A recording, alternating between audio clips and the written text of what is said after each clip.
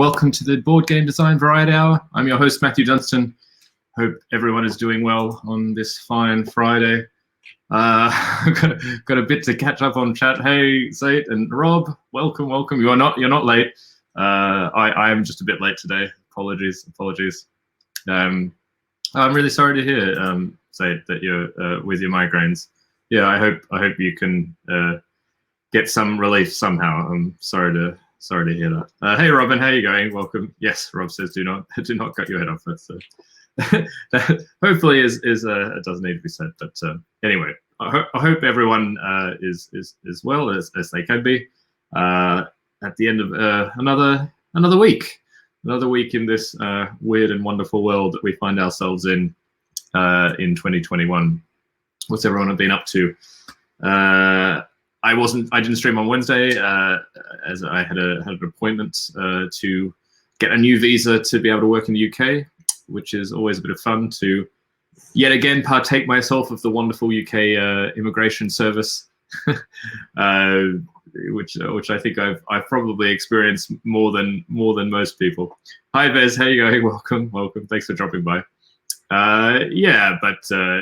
It's sorted out. I put my application in. I hope it should be fairly straightforward. I hope it will. The more difficult thing actually will be when I can go to the UK to actually pick it up and activate it. I don't know how that's going to work. Because obviously it doesn't make much sense to fly to the UK right now. But we shall see. But I've done the bit on my start. Hi Robert, how you going? Welcome. Thanks for dropping by. Yeah, so apart from that, I have had a bit more researchy kind of meetings the last few days, so I've been a bit busy with that. But yeah, just kind of trying to chunk through various bits and pieces with various games. Rob says he's had a bit of a lethargic week, but made progress with Alex and started to get a few things sorted. Oh, good. I'm glad to hear that. Yeah, I was remarking to Brett today. I've got a bit of not unique.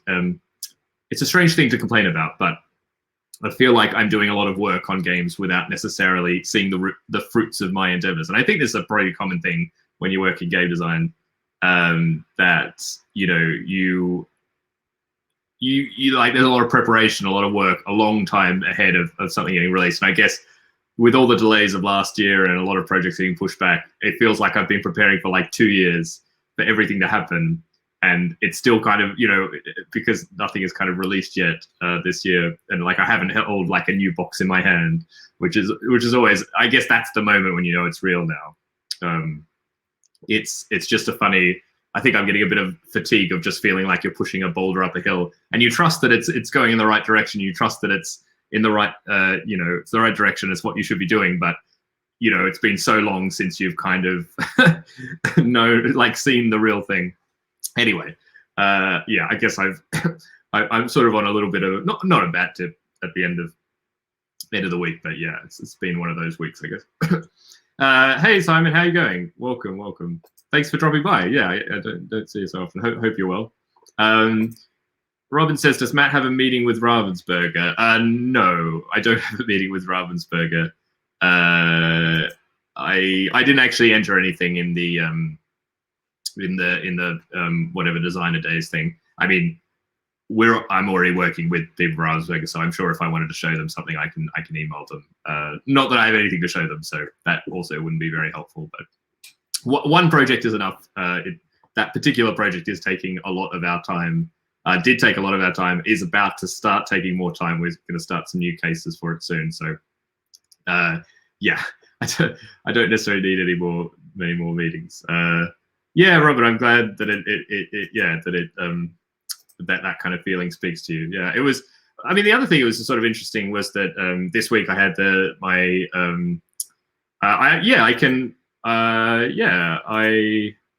any last minute tips for pitching to Ravensburger? Well, no, Bez, I think you have as much experience as I, in a way. I think, I don't think there's anything particularly special in terms of pitching to Ravensburger as to other companies. I think you just want to, present your idea clearly and present your games as clearly. I think always having in your back of your head that obviously Ravensburger maybe more than a lot of other companies, is looking to like quite a broad audience with their, even with the kind of like family games or even slightly more strategic games. So I think it's sort of, you know, they're kind of like mass market without strictly being mass market. And obviously the German scene is a little bit different in terms of like, you know, you see Ravensburger games in department stores and things. It's different than we think of it in England or the US, I guess. So yeah, I think just, you know, obviously making a point of how accessible or how you know, how easily, you know, the games can be picked up by, you know, say a non-gaming audience. If you have a game that kind of suits that style of pitch, I think is a good way to go. But yeah, I don't have any, you know, I don't think I ever approached Ravensburger meetings in any particularly different way. To be honest, actually, there were many years where we would meet with Ravensburger every year and we wouldn't actually pitch them anything. You know, we were lucky enough to have a kind of a good relationship with the person there, and he was always happy to just sort of see us. And I think, you know, in some ways, Ravensburger felt like they were looking for something very specific. And if you didn't have something in that realm, we just sort of thought, well, there's no point. But I think things have loosened up a little bit over the last few years, and I think these designer days are one thing to that. I think they're looking for a wider style of game. So yeah, I think you will be fine. Sorry to hear you don't have a meeting with Ravensburger, Rob. Did you apply for one, or so that I guess they were very quick to like tell people if they had meetings or not. Hey Aqua, how are you going? Welcome. Yeah, so yeah, I was saying that I had the next meetings with my mentees from the tabletop mentorship program this week, and they were generally good. But it was interesting that, especially in one of the meetings, we talked a lot about kind of, I guess, mental health with respect to game designing, and it was an interesting discussion actually, and I think it was nice to have the discussion. I hope what I said was helpful, but even for me, it was actually useful to kind of talk about. I think, you know, it's especially if you in that kind of transition period, because one of my mentees is somewhat similar to myself, has left their job fairly recently and is trying to make a go of it kind of full-time in game design. And, you know, it's interesting how things, you know, change when you go from like a not quote unquote normal workplace environment where, you know, you have a job, a boss and tasks to do. It's, you know, I guess I was reflecting on some of the things you don't realize that well, I think one is that game designers, we're very hard on ourselves, I think, and you're kind of your own worst critic, and that can be really tough. And I was sort of saying, like, actually, I think the best piece of advice is actually just to go easy on yourself. You know, like if you get to the end, I mean, this was something I took for that really helped me, I think, also in being a PhD student, which has some similarity to being a game designer, because you have the similar sense of kind of independence, and also that you're not going to get a lot of external validation. It's a lot about like internally sort of moving forward with your own project, that nobody else really knows what you're doing necessarily. You have to push yourself. Being an independent game designer is much the same. And I don't know I don't know exactly where I picked it up, but there was a point that I just got very good at sort of saying, you know, when you get to the end of the day, you know, you've done what you could, essentially. Like the day was the day. It was what it was. You can't change it now. You did the best you could, and sometimes that meant you've achieved a lot. Sometimes it meant you haven't achieved anything. But there's no point, you know, bashing yourself up for what's happened. It's happened, and then just be happy with that and be content and go home and you know, enjoy the evening or relax if you can. You know, and it was interesting, that kind of mentality really helped me in my PhD, and I think it helps me now too, with, you know, just realizing you're gonna have good and bad days. You're gonna have some days where nothing really works, but that's okay. That the day is what it was, and you can just sort of move on from there.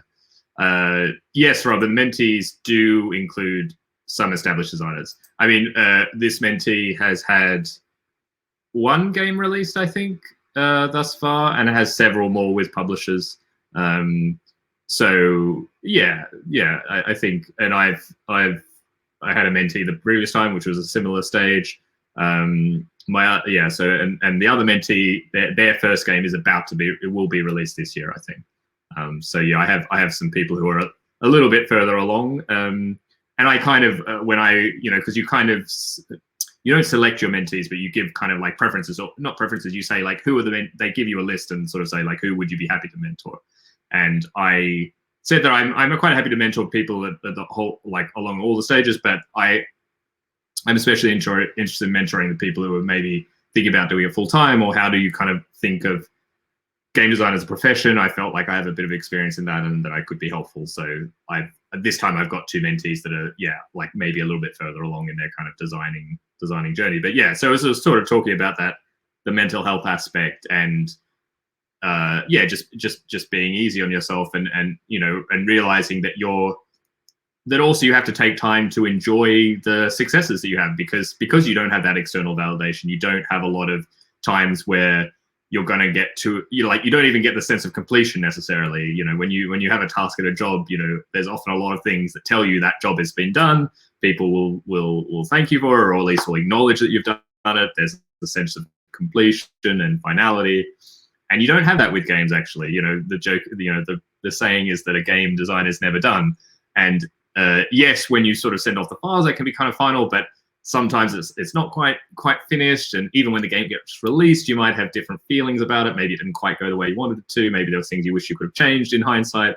So, it's hard to kind of, draw a line under it, but also to kind of get that sense of achievement and contentment, which can make you feel, sometimes not anxious, but sort of, unsettled, I guess. And it was interesting sort of chatting about that, and that you kind of have to be conscious of it and actually try and enjoy the times you have. And there've been a few times on stream which I've sort of gone like, I open a box and enjoy that, because even like, especially right now with lockdown, you don't get those times to kind of enjoy when one of your games gets released necessarily in the same way. And if you don't do it, then nobody's going to do it to you. So, you have to make the most of those, I think. Robert says, I don't understand why anyone who isn't having designs published back-to-back year after year can financially afford to go full-time. Certainly it's what kept me from even considering the idea of going full-time. I think, obviously I can't speak to this particular mentees.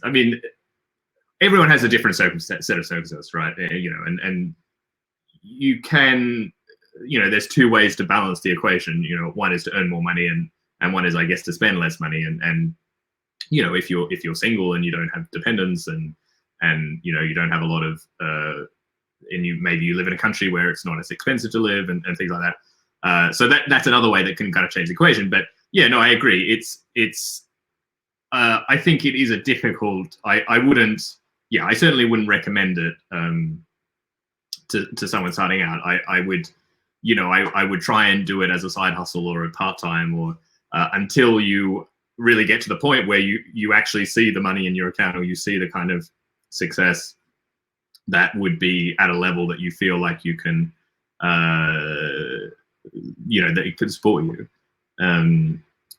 There is something to be said that, and it depends how you work. It depends, there's also a point to be said that even if you spend all your time game designing, it doesn't necessarily mean you're more productive.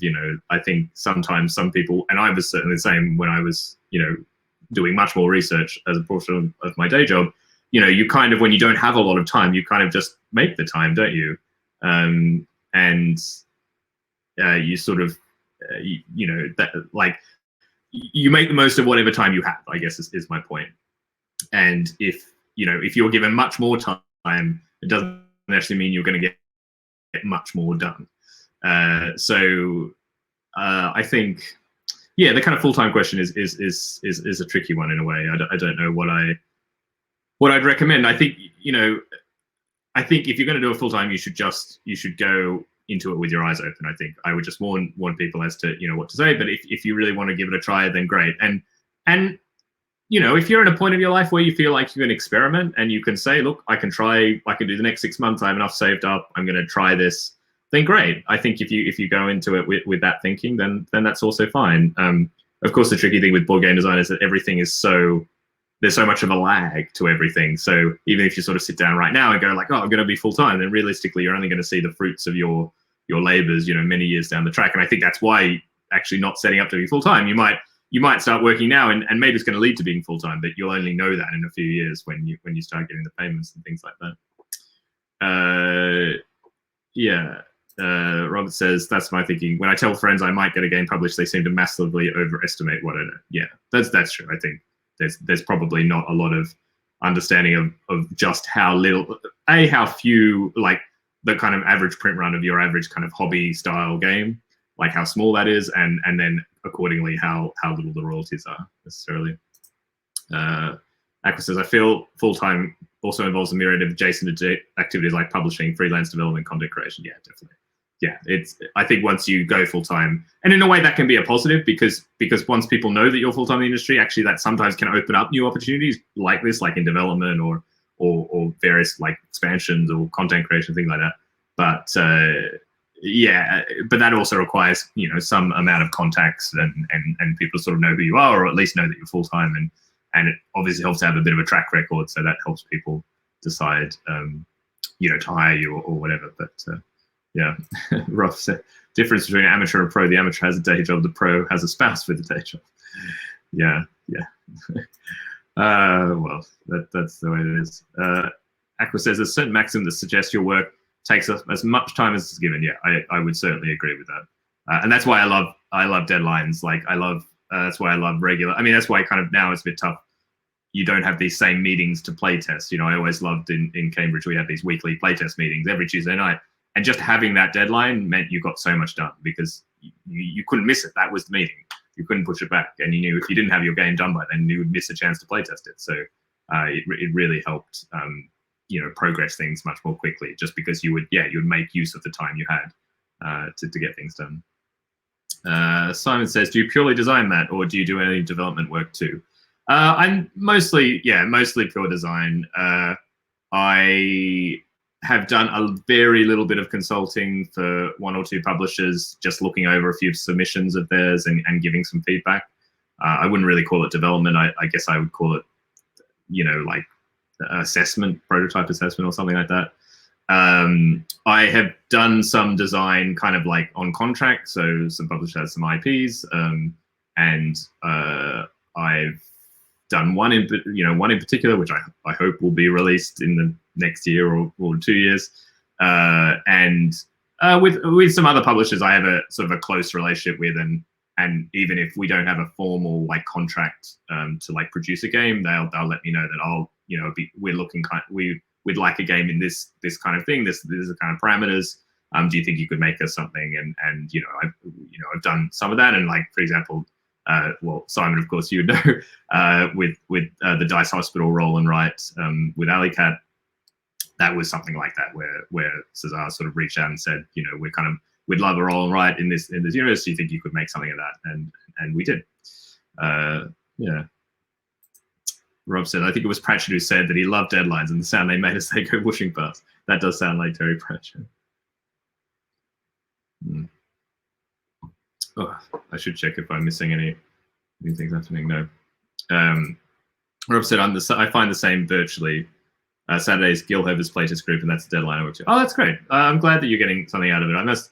I read on Twitter a comment from Elizabeth Hargrave or something about just reflecting on what it's like being a designer right now, and that she I don't know, I'm kind of paraphrasing the words, I'm not quoting it perfectly, but it's something like anything roll around playtesting kind of fills her with dread, or it's much worse than it was before. And until I read that, I didn't realize actually that, for me, that's been a big change, I think, over the last year. That for me, and I was really lucky. I lived in a city where we had a weekly playtest, and it was a social event. I liked going there and just seeing people, and we got to playtest as well. But now, when playtest feels like much more like work, especially like late at night in front of your computer, and it's much less enjoyable. I've definitely kind of struggled with that. But anyway. See you, Vez. Thanks very much for dropping by. Hope you have a nice evening. So anyway, so that's kind of where what the week's been. But generally some nice, things still moving forward. Life is, I mean, it was a bit the same when I was thinking about, I'm still pondering about what I want to do with streaming and whether I want to sort of like scale back a little bit and kind of stream less if I want to change when I'm going to be streaming. I realized even today, as it's starting to, it's still actually a bit light outside. And I was just, I got to go for a quick walk just before this. And I was like, when the weather's nice, I don't feel like streaming as much. So maybe I'll try and stream more in the mornings or something like that. I'm not sure. Who knows what will happen? Robert says, maybe I'm the opposite. For me, the last year's meant I've got to know people around the world I wouldn't have done. It's been so much more productive. I'm really glad to hear that, Robert. And I think there are probably many more people like you. And I think that's a really great thing. And there are definitely some positives. She said physical playtest makes you use time printing and cutting cards. And to virtual playtest can sometimes be much more quicker in terms of iterating and making new prototypes and things like that. No, I don't think you're certainly not on your own in that kind of feeling. I think it probably is just reminding me just how lucky I was actually. The luck and the privilege to have such a group in Cambridge that I could go to every week. And I was spoiled, and so anything that's kind of less than that, even though the virtual world is great and you can meet amazing people, it's like, I just like my people. I just want to spend time with my friends. So, but of course the online thing can definitely work as well. I think it's also, there's just a bit of a general fatigue about online meeting, when a lot of your job is doing that as well. And there's only so much that you get to a point where, like, if I have to have another Zoom call or another Skype call today, I might just go a little bit crazy. So yeah, but anyway, it's not so bad. And I've found ways around it. So I can't worry too much. Robin says, I did 0 game design last year, have already been way more productive this year, but even that amount feels like a guilt stone hanging around my neck. I'm really sorry to hear that, Robin. I think, as I was sort of saying before, we're always our own worst critics. And I honestly think that the one of the best things is just to remind ourselves to be, more than anything, just be kind to ourselves, we can be both our worst critics, but also our best supporters, and ultimately that's more important than getting more games finished or things like that. But I'm sorry it feels like that. I hope that, and it can be hard. It can be really hard, seeing everything online, and you always see, the best stories from everyone, and there's more games being released, and someone is doing a new design, and someone's got 3 new designs going, and maybe I'm not that good for that. And sorry, in some way I'm sharing what's going on, and it's not meant to be discouraging to anyone else. It's I hope it's helpful, but I don't think I ever want to make other people feel guilty for what they get done, because everyone has different circumstances and different priorities and different things that they're doing. So I hope it can feel a bit better, and that you can kind of rediscover the joy. And I think it goes up and down, right? There are going to be times where design feels harder, or it's not as rewarding, and there are other times when you feel like you can really enjoy it for what it is more, and even recognizing that that's kind of cyclical, can help you through those harder times, hopefully. So yeah. Alex says, I was just nurturing a group of designers around Brighton this time last year. Oh, okay. I didn't know you were in Brighton. That's good. Well, I hope, because I thought I knew someone else in Brighton who was a designer. Someone who's part of the playtesting group. I can't remember now. Yeah. Well, I hope it can start up. Hopefully it's not completely lost. Hopefully that work is not completely gone. Have you been in contact with them, like through the lockdown at all, or anything like that? Rob says, I've been more unproductive until the last couple of months or so, when I've been making new connections and finding new ways to do things. I'm really missing my monthly trip to the Jug and Hare, though. Yeah. So for those who don't know, that Jug and Hare is the pub in London where the main London playtest group once a month is. And it's where Brett and I would go. It's been running for 11 or 12 years now. And yeah, it was always a really nice time. And yeah, again, it was just really social. It was a great. It actually drew a lot of people even from outside of London in. And it was a great way to catch up with people. Yeah, I think. Yeah, I think through all of this, and especially with the current state of the world, even more so, is not to be too hard on ourselves. How also missing the trips, missing talking to people and playtesting, but also the train bus trips were great idle thinking time. You're absolutely right. It's sort of interesting. On one hand, I'm so happy that I'm not flying around so much. I used to fly so often because I was flying between, just personally flying between Cambridge and Prague, like all the time, like at least once a month. I'd be flying between the two, or even twice a month. Then for my actual research job, I was often traveling a lot as well, going back to Australia every now and then, international conferences, amazing life. But it also meant there were a lot of, like, all those plane trips were a really great time. You were kind of disconnected. You didn't have internet, which for me is kind of the great distractor. And they were times to really think about new ideas. And I really did enjoy that, actually. And you kind of entered a certain state. Like, I don't know, it was familiar, that kind of ritual of travel. And I really like train trips as well, which I do quite a few in the UK. And it's sort of interesting. I don't have any of that now. And on one case, it's great because, I have so much more time in some ways, but yeah, missed some of that thinking time, I guess. Yeah, I'm glad you're finding it encouraging. I guess this is a group hug for everybody, hopefully, or something like that. You can rename the stream for what it is, but yeah, I hope it's useful. Yeah, I'm not.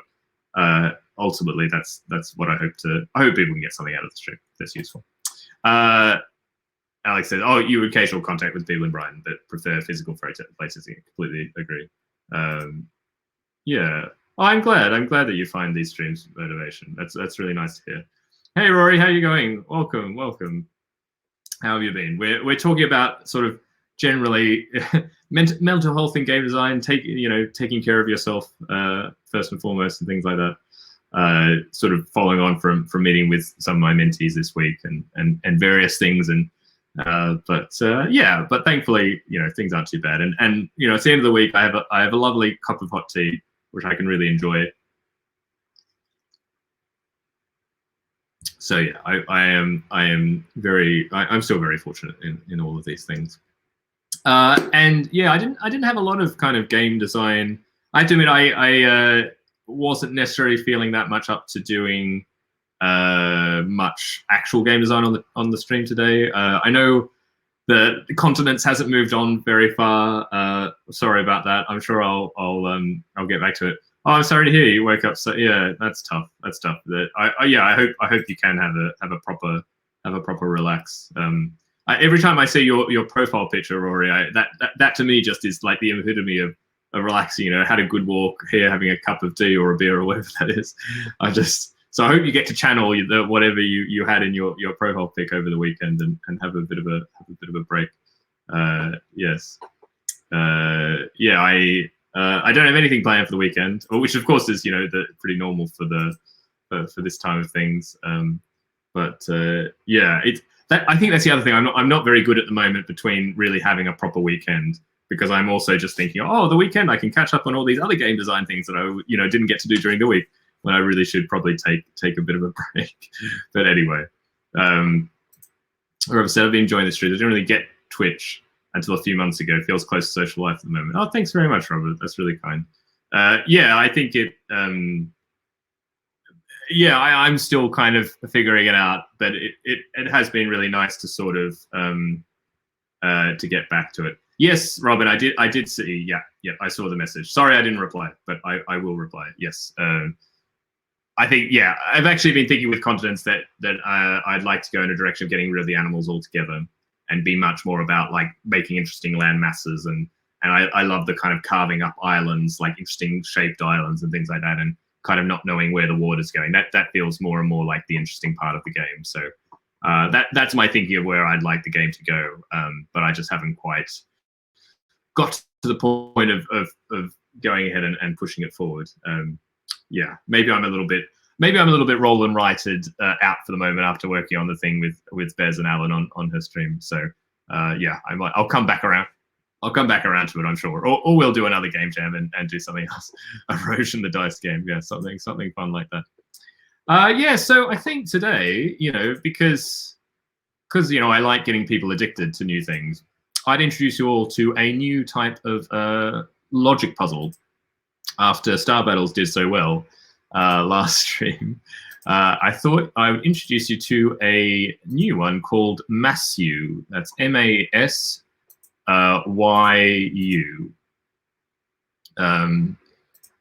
So this is actually quite a different, or relatively different style of game to a different style of puzzle, rather, to Star Battles.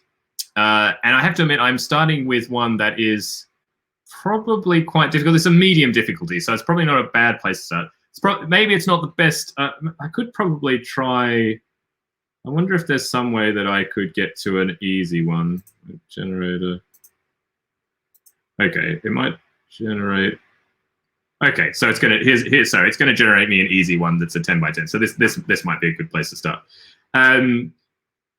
So in Masyu, it's a loop puzzle. So there's a lot of these numerical puzzles which involve you making an unbroken loop. And a loop means that you're making lines that go through around the board, and they're going to eventually loop back on themselves. So that would be a loop. In Masyu, one of the rules is that you're trying to essentially make a loop that goes through all of the circles. Say finish. So great, you've finished all the Star Battles. You're up for a new challenge then. Obviously, had to close the tab. Yeah, I can understand. Mathematical knots. Maybe it's a bit like I must say I don't know so much about mathematical knots, or at least it's been a long time. So anyway, the rules are: the loop must go through each of the circles exactly once, and it must be one continuous loop. It can't be multiple loops.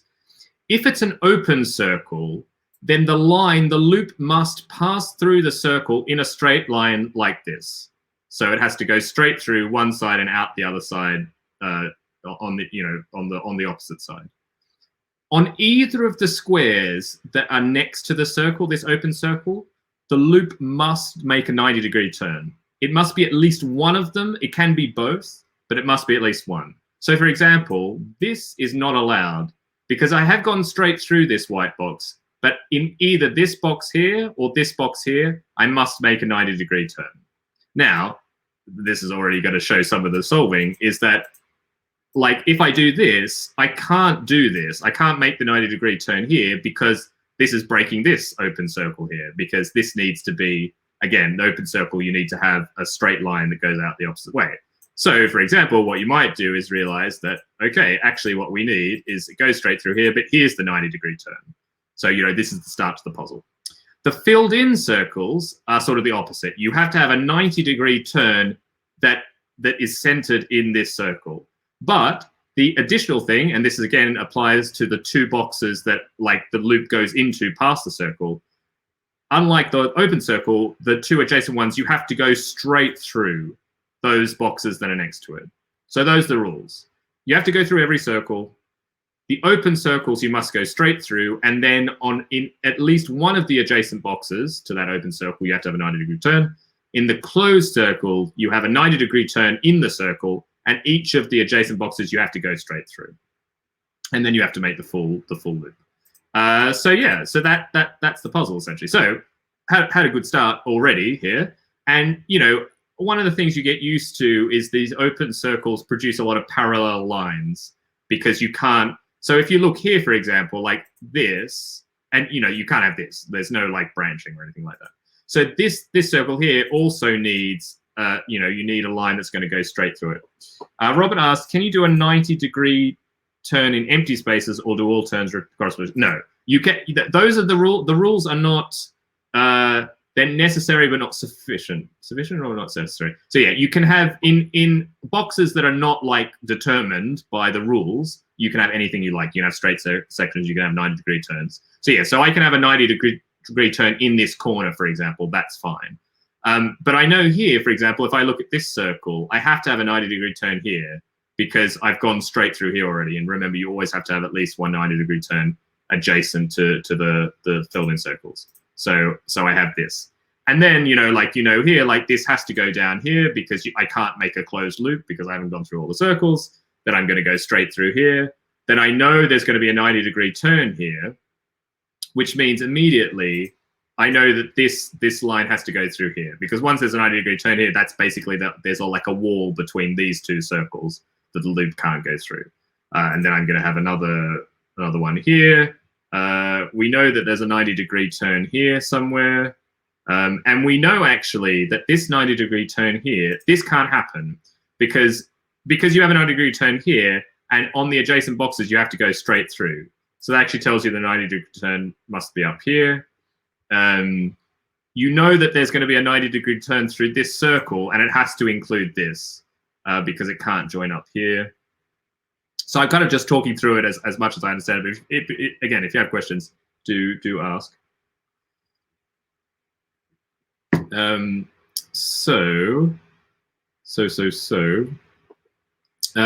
Also, when you have white circles on the edge, you always know that you have like straight lines because they can't go off the edge, obviously.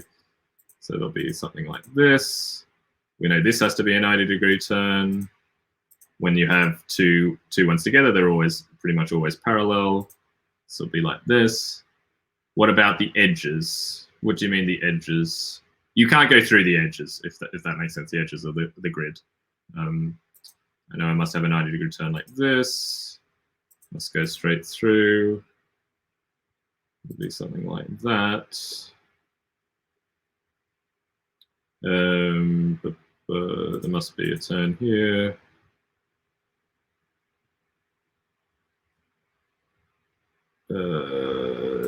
This one here, it can't turn to this way because remember that the square next to a black circle has to go straight through, and it can't do that because it'll go off the page. So it must turn like this, which means that you go through like this, for example.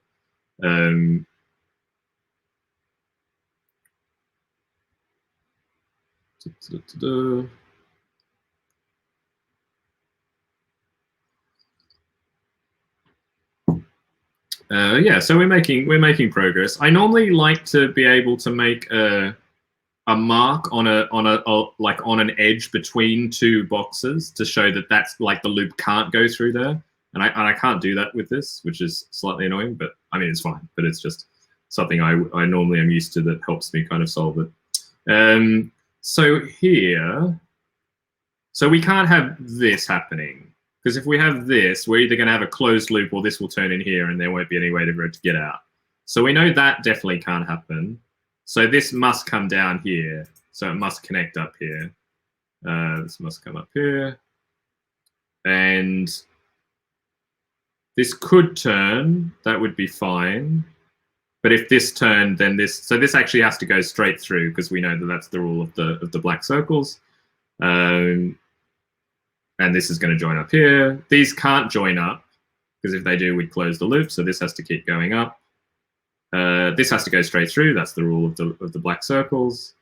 This can't turn this way because it'll be a dead end down there. So this is going to go, it has to go straight through like that. This will keep going up. We know this must go straight through here. And it can't turn up here because it'll get stuck up here. So that's like that. So yeah, so you can see the kind of loops starting to form. Let's see if we had.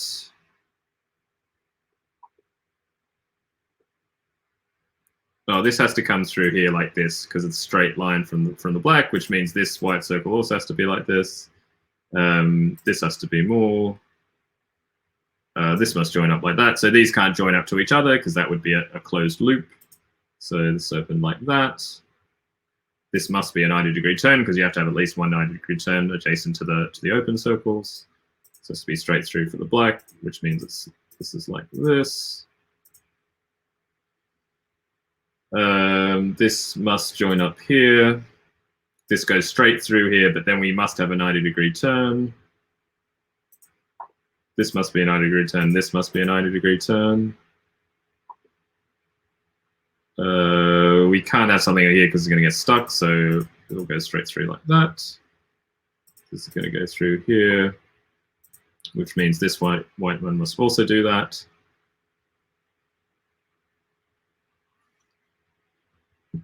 coming out of this black circle, you need to have a straight line, so it can't go the opposite direction, so it must be like this, and that will be enough to finish it. Check solution, and we're all good. So yeah, that is a Matthew. I can try another one. I can generate another easy one. Yeah. So I can also put this site in the if anybody wants to check it out. Yeah, I quite like it actually. It's interesting. It's a different sort of feeling because it's sort of very not so Sudoku sort of esque, if that makes sense. Rory says, feels like it would be an interesting system of leverage for a root building game. Yeah, it could be interesting actually. Yeah, for almost like, it feels very 18xxy in a way. Yeah, it could be interesting for that. So obviously you have a corner here, and you have to have straight bits coming out of the black. Black on the edge, you always have to have something coming into the board because you have to have a 90-degree turn. Whereas open circles, you have to have it straight like that. So yeah, usually I go around doing the straight bits, and actually this means that we need 90-degree turns here. Obviously we need a 90-degree turn there. Something like that.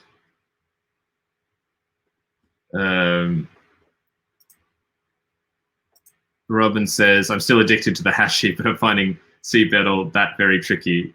Yeah, Sea Battle is, I do find it also the one that I feel like it's, like the easy ones are easy, but the leap to hard is quite a leap, I find. Yeah, I definitely find it the hardest one. I like Tic-Tac-Toe from Conceptus as well, is quite a nice one.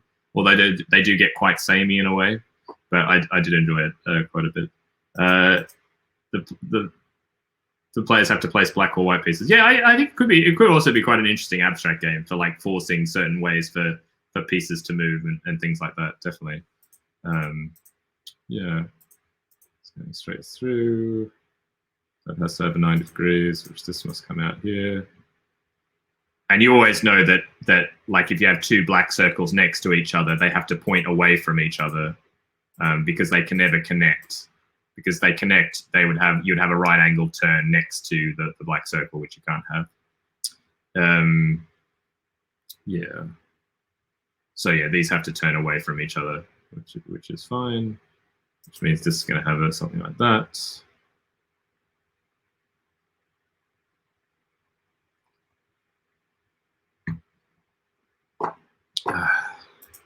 Remember to enjoy my tea. Okay, how are we going? Good. Well, it's not going to go out there because it'd have to go straight out. So we know we're going to have something like that there. And it must be out here because it couldn't go straight out the side. Yeah, you could have an. Yeah, I think that's kind of cool. I like the idea of that, definitely. Yeah, breaking up different paths and things like that would be very cool. That can't go in there, so it has to be at least that. Let's turn like that. Just like that. So I'm going to go down there, so it must be like that.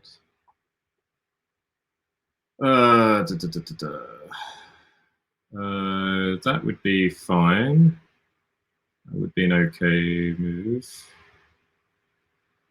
Can it go straight through? Maybe.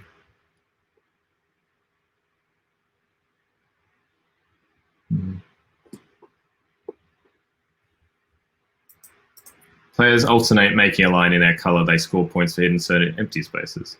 That sounds interesting. Yeah, definitely. Maybe we can all be working on a line of games inspired by logic puzzles. Yeah. Jeff Alice has shown the way for us all. So I feel like I should be able to solve this little bit here, because obviously you can do this, and that's fine. Going the other way is also fine.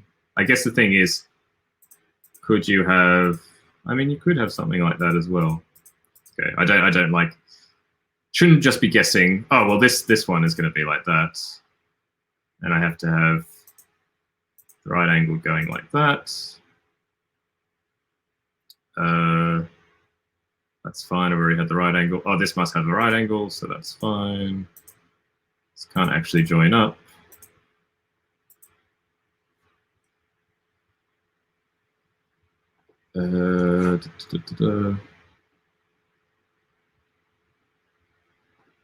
Okay.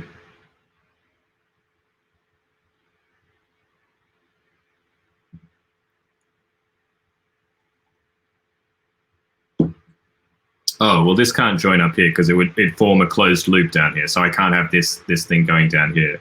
So it must go the other way. So we've definitely got that.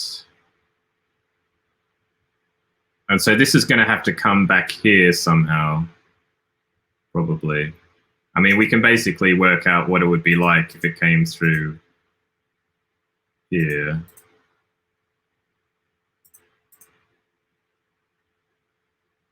No, hold on. That's wrong, I think. How do I get rid of what I had?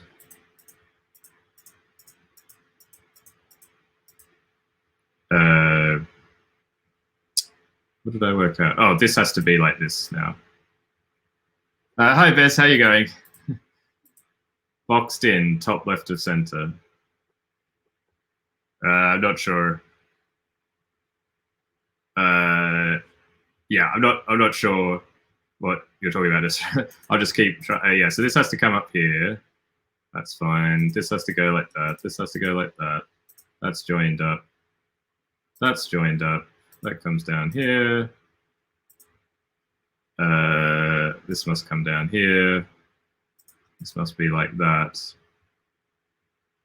This must be like this.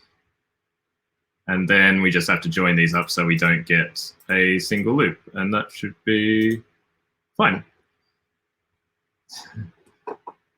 No, thanks very much, Rob. Thanks for trying to help out. Yeah, so that is Masyu, M-A-S-Y-U, Masyu. Yeah, quite a fun, like a different, yeah, this other style which they call loop style logic puzzles, which are, yeah, it's quite fun. There's another one called Tangent. I think it's a Tangent, something like that, which is also an interesting loop style puzzle. Yeah, Bez, yeah, you missed it. So in the puzzle, so yeah, exactly. You have to make a single contiguous loop that passes through all the circles once. That's the first requirement. For each open circle, the white circle, the loop must go straight through it, going in on one side and out on the opposite side. And then you have to. Oh, no worries, Robert. Thanks for coming by. And good luck. Yeah, good luck with the publisher on the weekend. And have a great weekend. Thanks for coming by. So with the white circles, yeah, you have to go in one side and out the opposite side. And in one of the adjacent boxes, you have to have a 90-degree turn. You can have it in both, but you have to have at least one. And in the black circles, you have to have the 90-degree turn on the black circle. But in both adjacent boxes, the line must go straight. It can't have a 90-degree turn. And those are the rules. So that enforces some things about the puzzle, and then you're able to work out, where the loop must be, essentially. Yeah, so hope that was somewhat understandable. Yeah, but anyway, I think that might be that might sort of I'll slowly wind down. I think today is not going to be a very long stream. It's been a bit of a busy day, so I think I'm looking forward to some zoning out time this evening. But it's been really nice spending time with you all. I hope it's been relaxing or interesting or anything like that. I'm still always open to, if anyone would like me to talk about a particular topic, or if you think you have an idea for like a good thing for one of my streams, always happy for suggestions. So feel free to either suggest here or suggest to me on Twitter. I'm at Wise Goldfish. Always happy to take suggestions from chat and things like that. Yeah, Robin, advice wanted. Is this a prelude to a question, Robin, or yeah? Hey, Bez. Oh no, thanks very much. No worries. Don't be sorry at all. Oh, I see. What should I play this weekend? What should I learn to play this weekend? I assume you're going to give me some options. I'm waiting with bated breath. yeah, what I would like to play something a little bit. It's been a while since I've played something a bit heavier. I can't get. I keep thinking I'd like to play Feast for Odin again, but I really want to play it with the Norwegian expansion, but I can't get it. Ah, I see. Which of the West Kingdom trilogy would you like to play? The Viscounts, Architects, or Paladins? I've only played Paladins, so I'm not going to be much help, I'm afraid. Paladins was interesting, but yeah, I'm not sure. Not sure what I would be really up for. Oh, Steamworks is on BGA. Oh, that's great. Yeah, oh, what's his name? The designer who was in Cambridge. Alex Churchill. Yeah. Rob's played Architects and very much enjoyed that. Yeah, they all seem quite interesting. I think the Paladins I found was surprisingly crunchy, but yeah, it was interesting. No, thanks very much, Simon. Thanks for dropping by. Well, I hope you can. Well, or just play all three, Robin. It's easy choice. Oh, Zay taught you Steamworks. Try to play the game on VJ until I've won at least once. Great. Oh, great. I'm glad that, yeah, it's the TMG game, right? Steamworks. I'm right, yeah, because Alex Churchill, the designer, was lived in Cambridge, and he came along to our group every now and then. Really nice fellow. Also made a very published. You might have seen that they published a scientific paper about how Magic the Gathering could be considered Turing complete. Like you can make a Turing machine out of Magic cards, like that just operate via the rules completely automatically, which is an interesting kind of paper. And Alex was one of the co-authors of that paper, just as a sort of a side interesting thing. Oh, Robin's trying to get Canvas stable. Yeah, Canvas does look very nice. I just saw the review from Tom Vassell. It was very positive. So yeah, I wouldn't mind having a look at that. I think it seems like they've done a really nice job. And I'm always I'm interested in see-through cards and doing new things with that. I had one prototype that used see-through cards quite a while ago. It didn't really go anywhere. I pitched a little bit, but yeah, didn't quite happen. It was in the days just before. I don't know if it was before something like what's the AG Mystic Veil. I'm not sure if it was before Mystic Veil or after, slightly after. Yeah, who knows? Yeah, but anyway. So yeah, maybe we're going to go and raid somebody. I don't know who is streaming. Game Freak Geek Girl is on, so maybe we'll go and drop by her. If anyone else has any other choice. Oh yes, thanks Bez for the link. Yes, it is a really great gimmick for Canvas. That is true. No, it looks really good. So yeah, let's go and say hi to Monique then. Yeah, well I hope. Well yeah, before I go, I hope you all have a wonderful weekend wherever you are. And I hope you get to have a break or enjoy some games or cook or eat or whatever you're planning to do. I hope you stay well and safe and comfortable as much as possible. And yeah, I'll be back on Monday as normal. And yeah, take care until then, and enjoy the next stream. Enjoy Monique. Say hi for me. Well, I'll be there too. But anyway, all right, let's head over. No worries. Yeah, so it was a good chat, certainly. All right, thanks everyone. Take care. Have a great weekend.